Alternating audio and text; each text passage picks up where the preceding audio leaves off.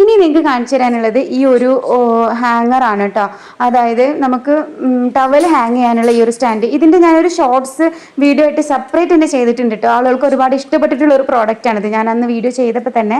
അപ്പോൾ ഇത് വന്നിട്ട് ഇങ്ങനെയാണ് കേട്ടോ. ഞാൻ ഓൺലൈനിൽ പർച്ചേസ് ചെയ്തിട്ടുള്ളതാണ്. ലിങ്ക് ഞാൻ എൻ്റെ കയ്യിലുണ്ടെന്നുണ്ടെങ്കിൽ ഇതിൻ്റെ കൂടെ കൊടുക്കാം കേട്ടോ, ഈ വീഡിയോൻ്റെ കൂടെ. ഇതിലിപ്പോൾ ഞാൻ ഡ്രസ്സ് ഹാങ് ചെയ്യാൻ വേണ്ടി കുറേ ഹുക്കുകൾ കൊടുത്തിട്ടുണ്ടോ നിങ്ങൾ അതിന്മേൽ. അപ്പോൾ ഇങ്ങനെ നമുക്ക് ഇപ്പോൾ ഞാൻ എൻ്റെ ഷാൾ ഇതിന്മേൽ ഹാങ് ചെയ്തിട്ടുണ്ട്. അതുപോലെ നമുക്ക് കുളിക്കാൻ കയറുന്ന സമയത്ത് നമ്മുടെ ഡ്രസ്സൊക്കെ അതിന്മേൽ ഹാങ് ചെയ്ത് വെക്കാം.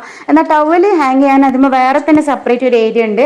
അതിന് നമ്മൾ ഈ ടവൽ തോർത്ത് എന്താണെന്ന് വെച്ചാൽ അത് ഹാങ് ചെയ്തിട്ട് ഇത് ആവശ്യമില്ലാത്ത സമയത്ത് നമുക്ക് വേണമെങ്കിൽ ഇങ്ങനെ ചുമരുമൊക്കെ പറ്റിച്ച് വെച്ചാൽ സ്പേസ് ലാഭിക്കാനും പറ്റും. ഇതിങ്ങനെ പുറത്തേക്ക് തള്ളി നിൽക്കേണ്ടതാണെങ്കിൽ അങ്ങനെ നമുക്ക് സ്പേസ് ലാഭിക്കാനും പറ്റും.